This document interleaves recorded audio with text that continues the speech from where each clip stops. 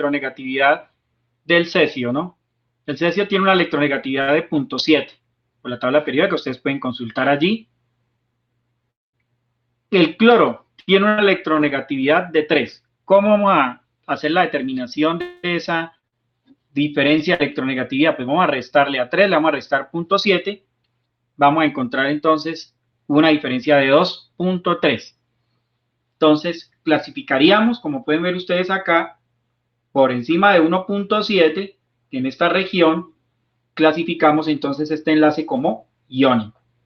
Entonces, ahí hay transferencia total de electrones y el caso del cloruro de cesio lo consideraríamos entonces como un compuesto iónico de naturaleza salina.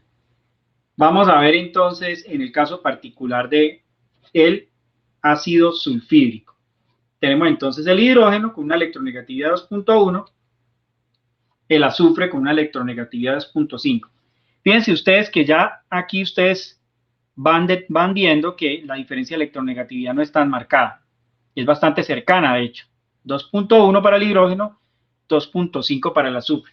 Ya saben ustedes cuál de los dos es el más electronegativo, por lo tanto, cuál de los dos tendría la nube electrónica más cargada, por así decirlo, o mayor densidad electrónica. Calculemos entonces la diferencia de electronegatividad. Aquí daría entonces 2.5 menos 2.1 igual a 0.4. Fíjense que está cerca de 0, pero no es 0. No es 0. Está por acá. Entonces hablamos de covalencia, ¿cierto? Pero ya no hay covalencia pura. Aquí hablamos de un enlace covalente polar, ¿cierto? Habrá una polaridad que estaría cargada hacia el azufre, que es el más electronegativo, él sería el que tendría la densidad electrónica más marcada.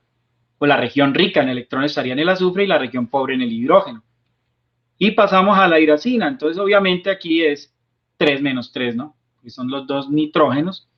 Obviamente, la diferencia de electronegatividad nos va a dar 0 y llegamos a la conclusión de que ese enlace covalente es puro o no polar. También le podemos llamar apolar, enlace covalente apolar. Entonces, fíjense ustedes que de acuerdo a esto tenemos ya una forma muy sencilla de clasificarlos, de clasificar los elementos de acuerdo a su electronegatividad, como lo hemos visto, cuando están involucrados en enlaces químicos, ya sea iónicos o covalentes, ya podemos entonces estimar, ¿sí?, cuál vendría siendo ese enlace o ese tipo de enlace y cómo va a ser la distribución electrónica, si hay compartición o si hay pérdida o ganancia en el caso particular de la transferencia total en el enlace ion. Bueno, entonces, ahora sí metámonos con estructura de Lewis. Bueno, vamos a hacer entonces la estructura de Lewis del trifluoruro de nitrógeno. En el caso del trifluoruro de nitrógeno, vamos a encontrar entonces, aquí tendríamos entonces 3 flúor por un átomo de nitrógeno, y aparece entonces la ley de las proporciones definidas, un nitrógeno 3 flúor, y las reglas son muy simples. El primer paso constituye, coloque el átomo, ¿sí?, menos electronegativo en el centro. Vamos a ver que a veces puede haber excepciones de esta regla, van a haber unos casos particulares, pero generalmente es lo que vamos a hacer. Colocamos el átomo menos electronegativo en el centro y aquí vamos a ver, entonces tenemos el nitrógeno, que es el menos electronegativo, y colocamos los más electronegativos circundándolo. Bueno, hasta ahí, muy sencillo. Paso 2. Vamos a contar los electrones de valencia que conforman esta estructura. Entonces, primero, para el caso del nitrógeno vamos a tener, de acuerdo a su ubicación en la tabla periódica, que es el grupo 5, tendríamos entonces, ¿cierto?, 5 electrones de valencia. Aquí está la capa, ¿no? 3 más 2, 2s2, 2p3. Y en el caso del flúor, 2s2, 2p5, por un total de 7 electrones. Obviamente hay que considerar el número de electrones, y si tenemos carga, también vamos a ver cómo la vamos a tener en cuenta en la determinación de la estructura de Lewis. Entonces sería 5 electrones del nitrógeno más 7 por 3, porque son 3 flúor, para un total de 26 electrones de valencia. O sea que mi estructura de Lewis debe tener un total de 26 electrones de valencia. No podemos tener más electrones o menos electrones de los electrones de valencia que están siendo combinados en la estructura.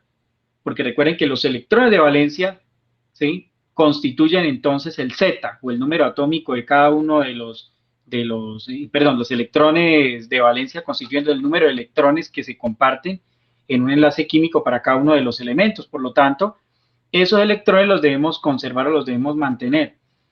El siguiente paso es dibujar enlaces simples o sencillos entre nitrógeno y flúor y luego completar octetos.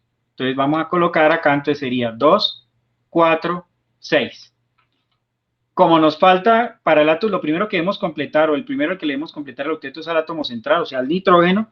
Entonces 2, 4, 6, en principio tendríamos que colocar, ¿sí?, un par de electrones en el átomo central.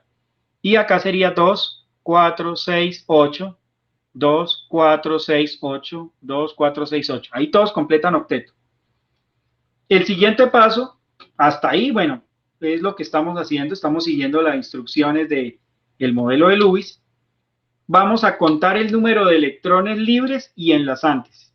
El conteo es muy sencillo. Los que están en los enlaces o los enlazantes serían 2, 4 y 6 electrones de enlace, y los libres serían los puntos. Entonces, ¿cuántos electrones libres? Contamos acá, 6 por 3, 18, más 2, 20. Y acá tenemos 2, 4 y 6 electrones en total. Entonces tenemos 20 electrones libres más 6 enlazantes para un total de 26. ¿Sí? Entonces verificamos, el número de electrones de la estructura es igual al número de electrones de valencia. Ya hemos determinado 3 enlaces sencillos por 2 electrones cada uno, más 10 pares libres, me da un total de 26 electrones de valencia. O sea, este número debe concordar con el número de electrones de valencia. Por lo tanto, mi estructura de Lewis debe ser correcta. Vamos a determinar entonces cómo se hace la estructura de Lewis del NF3 en nuestro programa ChemSketch. Bueno, entonces es muy simple. Abrimos el ChemSketch, vamos entonces a borrar lo anterior. Y para dibujar entonces el NF3, colocamos el átomo, perdón, ahí es el nitrógeno el que debemos seleccionar. Bueno, buscamos el nitrógeno acá, listo. Por defecto, recuerden, el nitrógeno me coloca hidrógenos. Entonces, ahora el flúor no lo encontramos acá, sí, ahí está el flúor. Entonces vamos a colocar los átomos de flúor con enlaces simples o sencillos. Observen que en la estructura de Lewis, en el programa de ChemSketch, si usted no pone los puntos, el programa no se los va a poner. Pero él sabe que están ahí, él los omite por simplicidad. Pero él sabe que acá hay 6 electrones libres y acá hay 2 en el átomo central. Vamos a determinar la geometría de esta molécula. Entonces, la geometría nos dice, o el modelo de repulsión de pares, que este par de electrones que puedan estar aquí, ¿sí?, en principio, si yo quiero los puedo ubicar, los puedo colocar. Yo podría entonces, por ejemplo, colocar acá, vamos a ver, en el modelo de Lewis, venimos acá, yo puedo seleccionar un par de electrones y colocarlos. No un poco grandes, ¿no? Pero bueno, ustedes lo pueden achiquitar también, no hay problema. Si usted quiere los achiquita, ahí están, bueno.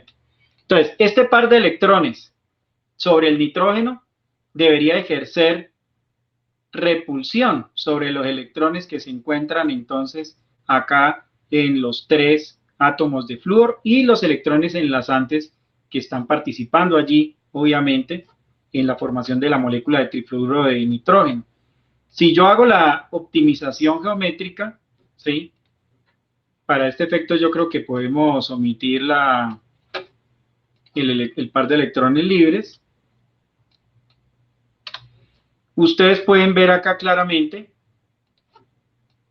que la distribución es piramidal. Es decir, ese par de electrones está causando una repulsión, y lo vamos a ver acá en el modelo 3D, sobre los electrones que hacen parte, pues entonces, del enlace, y obviamente también los electrones libres que se encuentran en cada flúor. Ustedes pueden ver aquí claramente que la molécula está piramidal. ¿Por qué razón ella no es plana? Pues porque aquí hay un par de electrones que está ejerciendo una repulsión sobre los electrones libres en el flúor y los electrones enlazantes entre el nitrógeno y el flúor. A mí lo podemos representar de esta forma, ¿no? Es muy curioso, ¿sí? Porque como ustedes pueden ver ahí, la molécula es piramidal, ¿cierto? Y algo que es muy importante recordar es que de acuerdo al principio de incertidumbre, pues obviamente nosotros no vemos el par enlazante acá, no vemos los electrones. Pero si usted hace un análisis de esta molécula, lo que usted sí va a encontrar, por ejemplo, por técnicas por ejemplo, de microscopía y demás, o puede analizar la molécula o incluso con espectroscopía, sí se pueden determinar la posición relativa de los núcleos, las distancias de enlace, por ejemplo, se pueden determinar. O sea que esta geometría ha sido corroborada experimentalmente.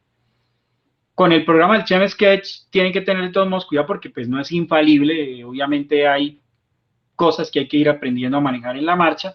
El programa, los paquetes computacionales no lo saben todo, hay cosas que hay que configurar. Y en el caso particular, por ejemplo, de las valencias de los átomos, también a veces toca configurarlas, ¿no? Entonces hay que tener cuidado con eso. Ya les recomiendo leer bien los tutoriales del programa, trabajar mucho, hacer muchos ejercicios, hasta que ustedes vayan viendo que lo van aprendiendo a dominar. Por lo demás, pues es un programa muy intuitivo y que va a resultar de bastante utilidad para ustedes.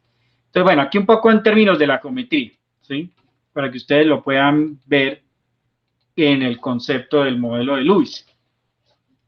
Estas representaciones, entonces, son útiles, por ejemplo, para nosotros entender algunos conceptos claves, por ejemplo, en química orgánica, en bioquímica, ¿sí? Como son, por ejemplo, los mecanismos de reacción, cómo funcionan, por ejemplo, las reacciones químicas, las reacciones de adición, de sustitución, todo ese tipo de cosas que ocurren también a nivel biológico se pueden explicar a través de mecanismos de reacción en donde están involucrados entonces la transferencia de electrones, ese tipo pues de fenómenos como por ejemplo la compartición de electrones, la ruptura de enlaces o la formación de nuevos enlaces, bueno, todo este tipo de fenómenos los podemos explicar con estas estructuras de Lewis.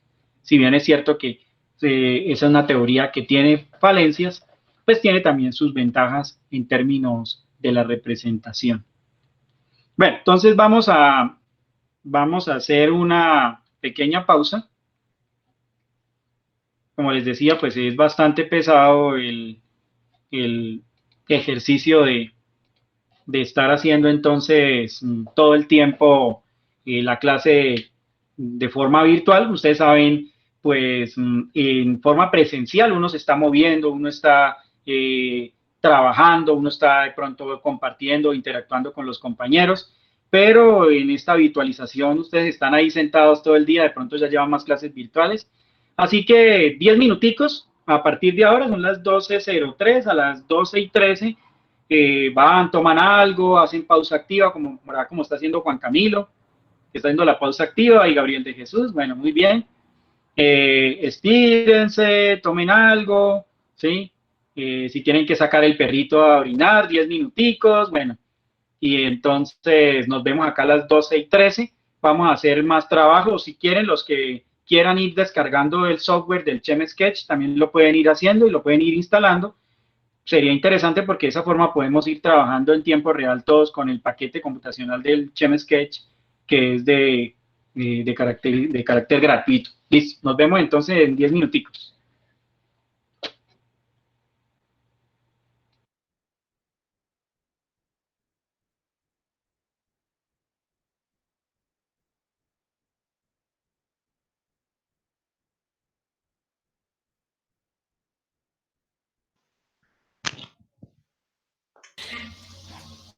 Bueno, mientras el profesor hablaba, ya descargué papi, pero con 10 minutos, ¿qué vamos a hacer?